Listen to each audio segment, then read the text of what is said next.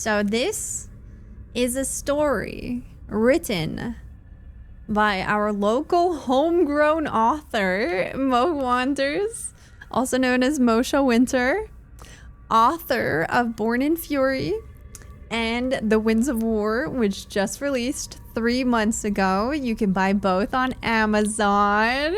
He's my husband, by the way.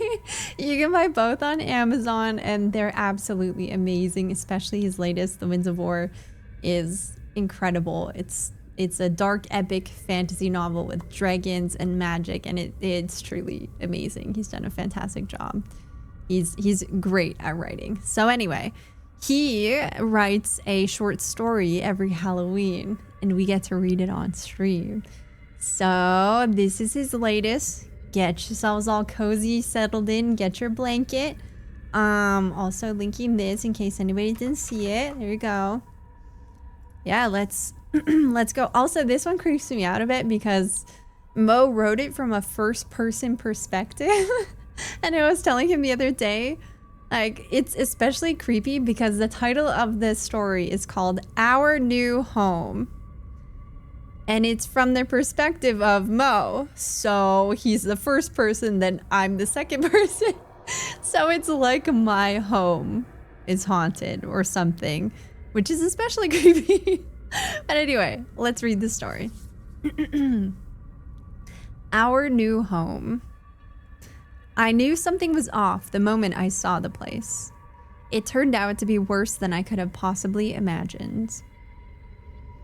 Nice. I first laid eyes on the house after my parents had closed the deal. We'd been driving through a fancy neighborhood that our rusty Honda CR-V felt out of place in. After a final turn, the house appeared at the end of a lane, far enough away from the other homes to feel somehow separate from the rest of the community. It was tall and old, yet well kept, earning a vintage boldness that I appreciated. Nestled into an evergreen wood, it seemed like the last bit of civilization before a wilderness that stretched ever on. That is our new house, I gasped, leaning forward to poke my head between the front seats. Taken by the majesty of it, I paid little mind to the locals who stared at us as we passed. My dad chuckled heartily. It is, Ari. How? I was only 17, but old enough to know that we couldn't have afforded such a place. It was a steal, my mom chirped, glancing at my father. We got so lucky. It's been how long, dear, that we've been house hunting? 2 years, my dad sighed. Well, patience does pay off, my mom went on, gesturing at the house. Wait long enough and search hard enough and you might just strike gold. Smelly gold, that is, added my dad with another chortle. I nodded absently, gawping at the building. I didn't need any better explanation. I was in no position to complain. That monument at the end of the lane was to be my new home. I want my own room, exclaimed my younger sister Lena. My younger brother Kai pouted a little at that. She was 8 and he was 4. They'd been sharing a room since Kai was old enough to be away from our parents. You'll have just that, honey, answered my mom. Lena squealed in excitement, grinning ear to ear. She couldn't have known that she'd soon come to regret this, and never wish to sleep alone again in her life. Ooh. Things were fine for the first few days, as you'd expect. The interior of the house was as old and proud as its exterior, and twice as spacious as our former home. It was smelly, though, as my dad had mentioned. The sour reek that seemed to permeate the place was the main reason we got such a discount, my mom explained. Ew. Our dogs, Chiefy and Miss Bear, laughed in.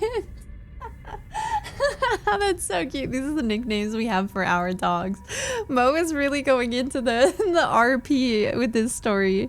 That's Benji and Kaya. Our dogs, Chiefy and Miss Bear, loved it, even with their extra sensitive noses. They were running up and down the halls, barking all day long, unbothered by the stink. They left plenty of dirt on the floors, drawing complaints from my parents. It was unsettling when the dogs growled at the house come nighttime, but that was easily explained, as the old building moaned and creaked plenty when the winds off the wilderness pushed against it. The dogs would need a week to adjust. That was all. The first thing that really rubbed me the wrong way was Kai talking to himself in his room. My brother and sister were in the bedrooms on either side of my own. It was easy enough to hear them through the old woodwork. Lena was singing along to K-pop Demon Hunter's soundtrack on one side. Let's go! Free! That was nothing new. But on the other side, my typically quiet little brother was mumbling, and I couldn't hear anyone else with him. I didn't think much of it at first, but this behavior continued, and he'd even be talking to himself around the house. My mom was the one to confront him about it. Kai, sweetie, what are you saying? Are you talking to yourself? Kai looked up at her confused. No, Mommy, I'm talking to my friend. Ooh, creepy, I thought, smirking a little. My mother shot a strange glance at my dad, one that meant more than I could have known, then turned back to Kai. Who's your friend, Kai? He shrugged, eyes fixed on the toy blocks he was stacking on the carpet. I don't know. Oh, sorry.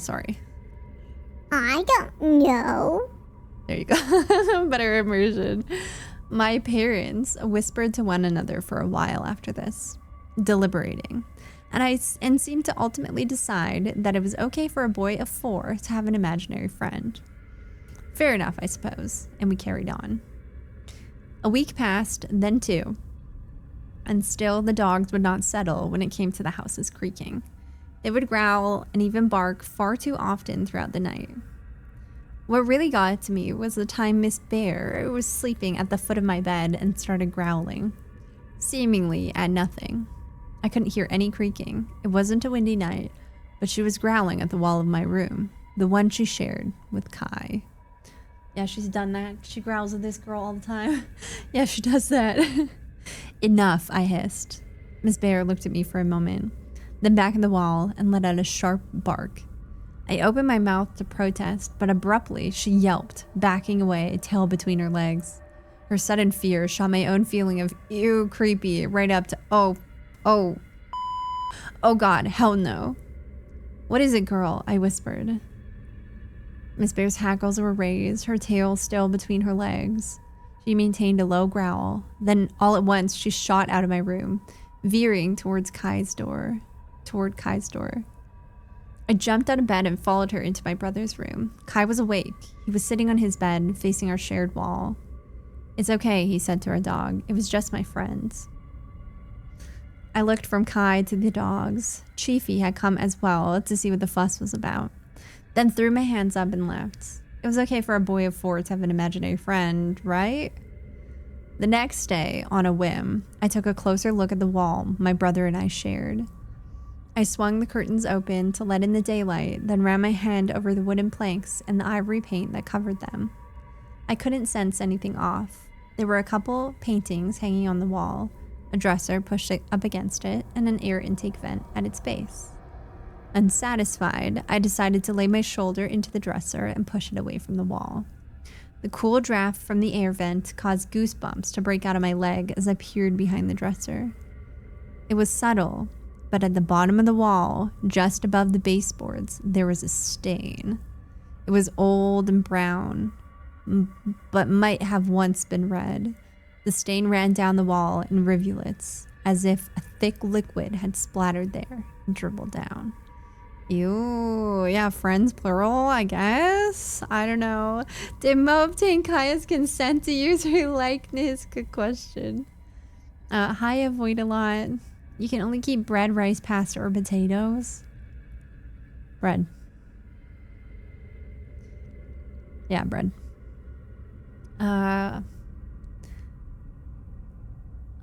Scrunching my nose in disgust, I took a quick sniff.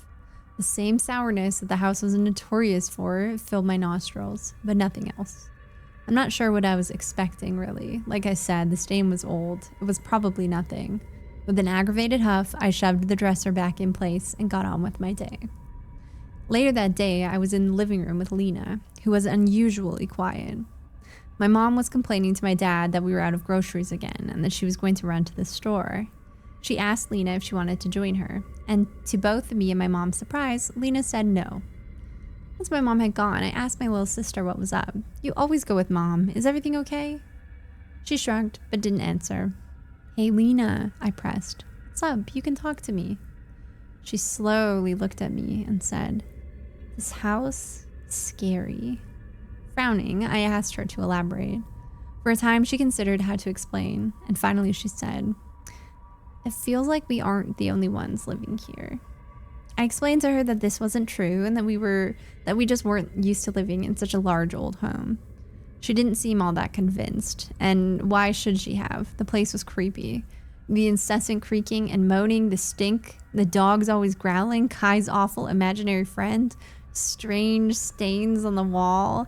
Hell, even the way the neighbors always stared at us was weird. Ooh, creepy. That night, I awoke to one of our dogs sniffing at my feet. This obnoxious new habit woke me up as often as the growling. I assumed it was to do with the smell of the place. It probably clung to my feet as I walked around during the day. And dogs are infamous for sniffing, licking, and even eating anything that smells funky. I pushed the dog back with my heel and grumbled, stop, go. The dog, which I assumed was Chiefy by the heavy footfalls, obeyed and left. Ew, ew, ew, ew, ew, ew, ew, ew, ew. That's a bad vibe. I don't like the feeling of that. Oh no. I assumed it was one of my dogs. Oh no. So he was licking your feet and you didn't see? Oh no. Oh, I'm worried. Okay. I was halfway sunken back into sleep when Lena's shrill shriek sent my heart into my throat. I scrambled out of bed, terrified that my sister had badly hurt herself somehow. It wasn't a little scream. It was the type of scream that told you something was really wrong. I was the first to enter her room, though I could hear my parents bumping around down the hall. Lena, I cried, are you okay? She was sitting up in her bed, back against the wall, blankets scrunched up to her eyes, and how bright those wide, petrified eyes were, even in the dark. Lena whimpered something unintelligible. I stepped closer, noticing that she wasn't really looking at me, but beyond me, at the corner of her room. Oh, no. She whispered, someone behind you. I could hear my parents stumbling out from their room. They weren't here yet. I was petrified, nearly unable to move. Lena kept staring past me, her tears glistening in the gloom. Slowly, I turned around. In the darkness that dominated that corner of the room, I thought I saw the figure of... I'm not sure what. To this day, I'm not sure if I really saw anything or if I just imagined it. But I think it was a woman or a girl, naked and bloodstained, faceless, but for the shine of two piercing irises. I screamed and Lena joined me. Oh my God. My father snapped the light on as he stepped into Lena's room. The darkness was gone, and with it the figure. What the hell happened, he bellowed. In tandem, Lena and I pointed at the corner. My sister mumbled. There was someone in the corner, I finished for her, my arm trembling. As unsure as I am in hindsight of what I saw, in that moment I was not. I was mortified. As someone who has never believed in the supernatural, I found myself feeling differently all at once. My father frowned at the corner, which was unoccupied. It was entirely normal, except I noticed it then, old stains similar to those behind my dresser, low on the wall. By then my mom had joined us, and the look she shared with my dad sent ice down my spine. Somehow, the expression on her face scared me more than even the thing I had maybe seen in the shadows. There's nothing, my dad announced after a moment. Tyson, dear, my mom said. My dad held up a hand as if to say, don't. He turned back to my sister and I. Girls, it's normal to get spooked in a new house like this. Happens to your mother and me too, but don't let it get to you. You hear? It's just an old house. It'll take some getting used to. He gestured at the dogs, who had hurried in at some point amid the confusion. Even these two get spooked here and there. It's normal. We spoke a little longer until... Sorry, hold on. Shh, phone, you're ruining my immersion. Shh. You ruined chat's immersion. We're lost in this spooky story. Okay. Sorry, we locked in? Locked in again? My sincerest apologies for the bothersome noise. Let's see, where were we? We spoke a little longer until Lena and I had calmed down a little. Then she decided to go back to bed. Lena asked if she could sleep in my room. I said yes, more for myself than for her. She joined me on my bed and quickly drifted off, assured by her big sister's presence. I lay there for a while, wondering how it was that Kai hadn't woken up from the earlier screaming. Then, just as I fell asleep, I thought I heard my brother in the other room speaking to his imaginary friends. The next day, we all carried on as though nothing had happened the prior night, though there was a tension in the way we moved through the house and spoke to each other. Lena was the worst of us in this regard. She spoke very little and, more concerningly, did not play or sing along to her K-pop soundtrack a single time. I was in the midst of mopping the floor. The dogs had gotten dirt and stained it again when the false normalcy of the day broke. Kai approached my mother in the kitchen as she was chopping vegetables. My dad had just returned from the store with 2 bags of groceries and was orbiting my mom as he unloaded them. Kai softly said, "Mom?" "Yes, hun, what is it?" "Can we go back?" Oh, sorry, he's cute, right? Mom, can we go back to our old house? My dad ceased his motion, facing away but listening keenly. I did the same, pausing with the mop pushed halfway across the landing. My mom looked worriedly at Kai. "Why do you want to go back, sweetie?" I don't want to talk to him anymore, whispered Kai. A horror passed over my mother's features. It was the same expression that had shaken me the night before. My father placed his hands on the countertop, bowing his head and letting out a long, grisly sigh. "Shit," he muttered. "Tyson," my mom murmured, "we ought to discuss this with Ari at least. She's old enough. She ought to have a say." I dropped the mop with a clatter and rushed to the kitchen. "Have a say about what?" I demanded. "Damn it," my dad said. "Kai, buddy, go watch a show with Lena, will you?" "But," Kai started, "I'll answer your question soon, bud, I promise, but for now just go join Lena." Somberly, my brother obeyed. A moment later, the raucous sound of SpongeBob SquarePants carried down the hall. I looked at my parents and crossed my arms. "Ari, love," my dad started, "we weren't totally honest with you when we first moved in." I frowned, waiting. My mom said, "The smell is not the only reason we were able to afford this house." She spoke as if the words hurt to say. What other reason?" I asked impatiently. Dad sighed again. "Something happened to the family who used to live here. Something awful." That image of the bloodstained girl in the corner flashed through my mind. I hugged myself, feeling the stinging tears at the back of my eyes. "I'll be blunt," my father continued, "because there's no better way of saying this. The family who last lived here, they died. They were killed. Right here in this house." Ew. Can you imagine you move to a new house and then you find out after you move that people were killed in that house? Oh my God, that'll mess you up. I lifted a hand to my mouth. The tears were here now, their warmth running down my cheeks. "Tyson, tell her the whole thing," Mom insisted. "Damn it, fine." My dad looked me square in the eyes. "The father of that family, he was the one who killed him, after which he killed himself."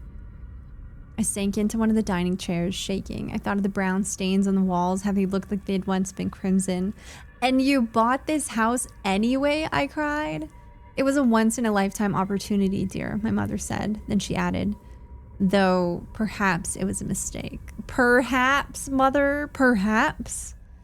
No," rebuked my father. "There's nothing wrong with this house. It's a little creepy, a little creaky, but that's it. Living here is still a once-in-a-lifetime opportunity." And that was the end of it, for the moment at least. My dad refused to entertain the notion that our wonderful new home was haunted. And honestly, I wasn't quite there yet myself. Again, I'd never believed in that sort of thing. And the girl I thought I saw, I could have imagined it. My sister had told me there was someone there. When you look into the dark, often you'll see just what you're expecting, or worse, what you're fearing. That doesn't make it real. So we carried on. Kai was told to ignore his imaginary friend. Lena needed a few days, but eventually she got back to her K-pop demon hunter's obsession. The dogs even settled down somewhat. Nothing else would happen for a while that suggested our house was haunted, and I tried my damnedest to not dwell on the fact that a family had been butchered within my home's walls. At least I finally understood why the neighbors gawked at us so much. What sort of family would want to live there? They were surely thinking. The peace we maintained for a while was broken by my brother's crying one day. Despite Kai's age, he was not one to cry so easily. So when I heard him weeping, I set my textbook and notes aside and went to check on him. I knocked gently and opened his door. He was sitting on the floor in the middle of his room with his legs crossed, crying into his palms. "Hey, Kai," I said, approaching him and kneeling. "What's wrong? Did something happen?" Kai's lower lip quivered as he spoke. He came back. My stomach sank. Who came back? My friend. He started, but he hesitated. The scary man. I thought he was your friend, I asked, as confused as I was frightened. Oh, no. Kai whimpered. He's bad. I looked warily around the room, swallowing. I asked my brother, "Where did you see this man?" Hand shaking, Kai pointed at our shared wall. I shivered as I looked at it. It was much like my side. There was a small desk pushed up against a surface of wooden planks painted ivory white. A couple paintings hung on it, and an air vent was built into its base. There was no brown stain that I could see here, though, mercifully. I sighed as I hugged my little brother. "It'll be okay," I fumbled. Maybe rough road, maybe. Unsurprisingly, Kai did not seem assured. I tried again. "Hey, do you want to sleep with me tonight?" His eyes lit up. "Really?" "Yes, really," I answered with a smile. I hadn't invited him into my room much in the past few years. Seeing how much it meant to him warmed me. It made me feel a little bad. That night, he pranced into my room, pillow clutched in his arms. "Close the door," I told him with a smirk, "or Chiefy is going to be licking our feet tonight." If it's him. Oh god, that part really creeped me out. We got cozy in bed, and I read him a bit of a book he loved about a boy and a dragon. Born in Fury? Oh, Born in Fury Easter egg? Let's go. That's so cute. Once we were done with that, I asked him if he wanted to tell me anything about his former friend, the so-called scary man. He pouted and shook his head. Fair enough, I thought, regretting that I'd even asked. I shifted the subject to one of his favorite shows, earning back his precious smile. We spoke for a while about similar things that brought him comfort, and eventually he dozed off. After tucking him in, I got back to studying for another hour, and then turned off the bedside lamp and went to sleep. It was a few hours into the night when one of the dogs started sniffing my foot. I was mildly aware of this in a state of half sleep and tried to ignore it. Then the hound started licking, making it impossible to shrug off. "Stop," I moaned, nearly letting out an involuntary giggle at the tickle of the tongue on the sole of my foot. "Cut it out, go." The dog listened, panting for a moment longer and then stepping away. I was starting to drift back to sleep when I remembered that I had asked Kai to close the door earlier, specifically so that the dogs wouldn't get in. Abruptly, I sat up. My heart quickened as I turned to look at the door. It was closed. I swung off the bed, taking care to not wake Kai, and whispered, "Chiefy, Miss Bear, are you in here?" There was no response. There was no dog. Ew, ew, ew, ew, ew, ew. I stood in the middle of my room, heart hammering, unsure what to do or think. I lifted my foot and felt it. It was damp, but then I was sweating. Surely that's all it was. A little sweat on my foot. The sniffing and licking was a weird dream, that's all. I'm too old to be getting this spooked like this, I told myself, frustrated. I got back into bed with a huff and tried to get back to sleep. It took some time, and as I lay there, I thought I saw a figure standing in the shadows past the foot of my bed. A bloodstained girl, perhaps? I'm too old for this, I repeated, exhausted and frustrated. Stop imagining things, Ari. I turned away and closed my eyes. The following days were normal, thankfully. Kai went back to sleeping in his room and didn't have any more visits from the scary man. I didn't have any more creepy foot dreams, and as for the apparitions I continued to see in the shadows of the house, well, once I smartened up and saw them for what they were, figments of my childish imagination, they bothered me less. Life carried on. A few normal days turned to weeks. In the surety of that routine, I couldn't have known that the worst of my family's ordeal was yet to come. I couldn't have fathomed just how dark this home's secrets truly were. Ooh, okay. How are we feeling about the licking, the ghost licking feet? The foot licker, toe sucker foot lover as a ghost haunting your house is a turn I did not expect in this story. Not toe sucker foot lover apparition. Ew, creepy. I'm assuming, but I guess we'll see. Maybe it's a dog ghost. I don't know. No kink shaving. Oh no. No.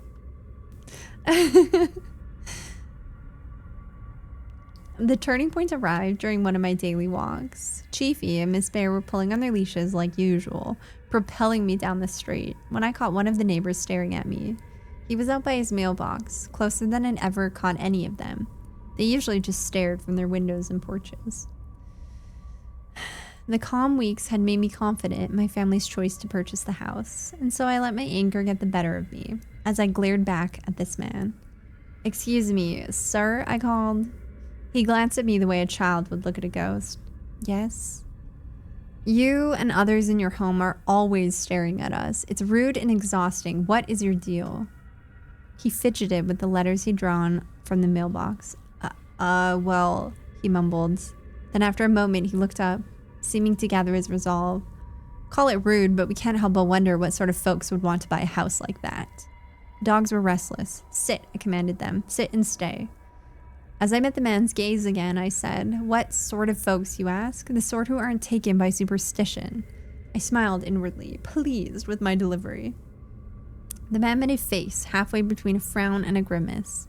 "Superstition," he managed. "You do know what happened in that house, right?" I tilted my chin up and answered without hesitation. The father killed his family and then himself. Horrible, no doubt about it, but not any reason to pass up on a once-in-a-lifetime deal. Unless you're superstitious, that is. "The father?" whispered the man. His eyes widened and he looked over my shoulder at the house. "What?" I demanded. "You don't know," he said under his breath, his worried gaze falling back onto me. "I don't know what?" Chiefy pushed his lead into my leg, his head into my leg. Oh, hold that thought.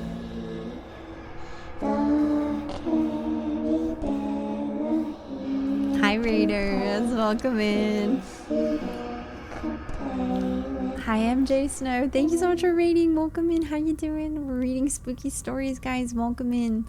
We're reading about a family who moved into a house that seems like it might be haunted. And we are like getting close to the end. It's getting spooky. Welcome in. Hi guys, how was your stream? Hello. Okay, so oh yes, they're talking to the neighbor about what happened in the house before they moved in. "I don't know what." Chiefy pushed his head into my leg. Miss Bear whined a little. The man explained, "There was a lot of confusion when that horrible thing happened to the family who lived there. The official reports claimed the whole family died because that was the convenient conclusion for the investigators. But that was only a rotten bit of negligence and cowardice." He swallowed. "The truth is that the wife and the 2 children were butchered, and the father was never found."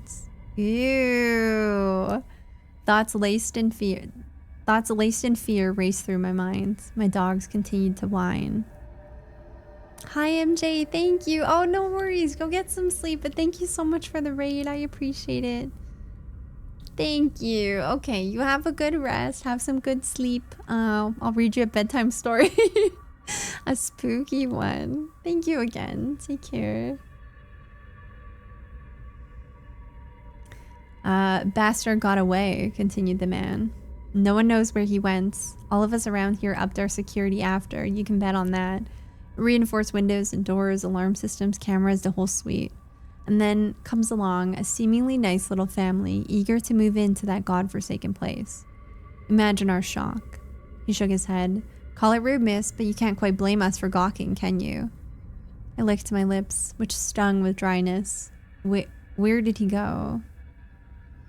The man shrugged. Like I said, no one knows. Then he looked around as though he were expecting an ambush. Leaning closer, he whispered, "Sometimes, though, our cameras catch footage of what looks like a ragged man ambling around through the shrouded dark of the neighborhood." "You've shown this to the police?" I asked. "Of course, we've done all we can to get that investigation reopened. It was a terrible thing those investigators did, but all our efforts fell on deaf ears." I glanced over my shoulder at the house. My parents had gone out for groceries again. Kai and Lena were home alone. "I have to go," I cried, and started running home. Was the man lying? Were my parents the ones lying? I tried to make sense of it as I ran back, and slowly, in the depths of my intuition, a suspicion began to form. Hold on. I burst through the front door, calling for my siblings. They appeared a moment later, confused and a little scared. "Stay with me," I told them. "Stay close." I led them up to Kai's room and asked him to show me where the scary man had been. As he lifted his arm to point, nausea swept over me. He wasn't pointing at the wall. He was pointing at the vent. I should have called the police right then and taken my siblings over to the neighbor's place, but a delirious need to know took hold of me without me having much say in it. Ooh, this is getting good. Damn. I lurched towards the vent and grabbed it by the sides. I pushed and pulled. It didn't budge. I pushed harder. Suddenly a groan passed through the wall and the vent gave way. No, not only the vent, a square section of the wall went inward, about 3 feet wide and tall, with the vent at its base. Cobwebs and dust puffed out. What I thought was a solid wall separating my room and my brother's turned out to be a gap wide enough for someone to squeeze through. A sour reek wafted from the place. "Stay here," I told my siblings, and in my delirium, I crawled through the opening. "No, you didn't! No, you didn't! Why are you doing that? Ari, get out of there. No, get out." Lena and Kai protested, but I waved them off. I shimmied along the space until I was behind the vent, leading into my own room. I pushed hard, and as I expected, the wall gave way. Another crudely cut square opened to my room. Peering out from there, the first thing I saw was the foot of my bed, and I imagined my feet poking out from the edge as I slept. A sighing sound carried from the far end of the crawl space. I froze in place, listening. The sighing was mixed with a sort of humming. Oh, it went.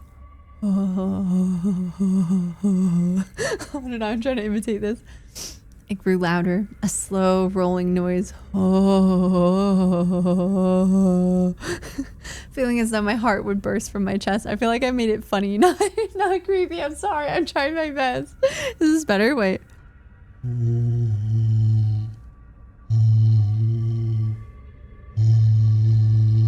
Is that creepier? There you go. Feeling as though my heart would burst from my chest, I slowly twisted my head. It was awfully dark at the far end of the gap. I squinted into the shadows until I could make out a solid vertical line in the dark. The end of the wall, a corner where the crawl space turned and continued out of view. The sound became more excited.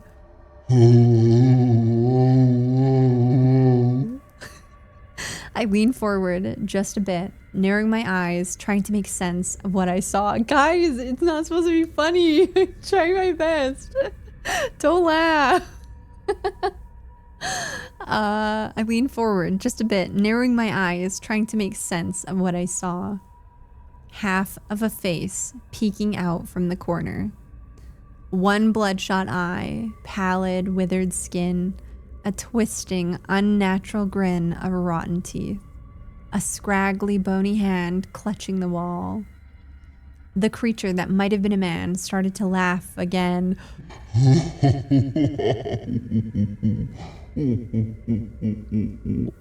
I screeched as I threw myself back into Kai's room.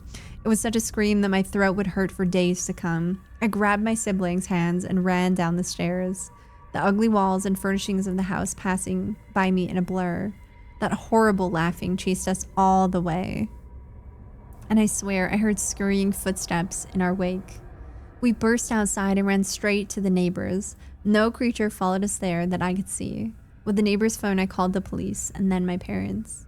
Within 20 minutes, our lane was crammed with emergency vehicles, dozens of lights flashing in the afternoon dim. We didn't know. Ari, I swear, insisted my father.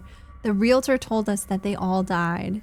My family and I were standing huddled by our car, waiting anxiously as the authorities searched our home. Well, they didn't, I snapped back. I saw him. My mother covered her face with her hands. My father shook his head, cursing to himself. Sometime later, one of the policemen approached us wearing a grim expression. Whoever your daughter saw, he said to my parents, it is gone. The house is empty. That said, your daughter definitely did see someone. My mom wailed. My dad just stared. Follow me, the policeman said. You'll want to see this. Thank you, 12 Titans. Welcome in. Thank you. My mom stayed with the kids while my dad and I went back into the house. The cop led us into an opening on the main floor, much like the ones I discovered upstairs. The passages on the ground floor were wider, danker, moist dirt, at least I hoped it was dirt, squelched underfoot, and I finally understood why our floors were always so muddy. The spaces between the walls eventually led to a cave of sorts, dug out of the earth below the house. There were used up cans of soup, beans and soda, and rotting bits of meat and fruit laying all about the place. With that, I finally understood why our groceries were so quick to run out. And the sour reek had reached its pinnacle here, in this atrocity of a den hidden beneath my house. The father who had slain his family had not died. He had lived on here in this cave, leeching off of and tormenting my family. I thought about everything my family and I had experienced leading up to that moment and shuddered, nearly vomiting right there. We moved out immediately, not only to a new house, but to a new city. We have reinforced windows and doors in our new place, and we watch any who pass by our house the same way our former neighbors used to look at us. But it's not enough, because the man who had haunted us was never found. He is still on the loose today. The 5 of us live as though we're waiting for that thing to reappear. We try to lead a normal life, but Kai continues to imagine the return of his imaginary friend. My mother checks our pantry and fridge daily, often freaking out, thinking we're running out of food faster than we should. My dad loses it anytime he spots even a bit of dirt on the floor. And I wake up in the middle of my night at least 3 times a week, with the awful sense that something has been licking my feet. Ew, the foot licker family murderer? Ah, nasty. Oh, man. Mo, that was great. You did really good with that one. That was so creepy. What the hell? So he was living in their house? Damn, that's so creepy. And he's a foot licker. Oh, that's nasty. So at first you think like the kids are seeing ghosts or they're just imagining things, and you find out there's actually a man living in their house, living under the floors. Oh my god. Or in the walls, I mean. And then coming out to talk to the kid because he knows nobody's gonna believe the kid. That is so creepy. GG, Mo. Great story. Thank you for writing such a wonderful, scary story.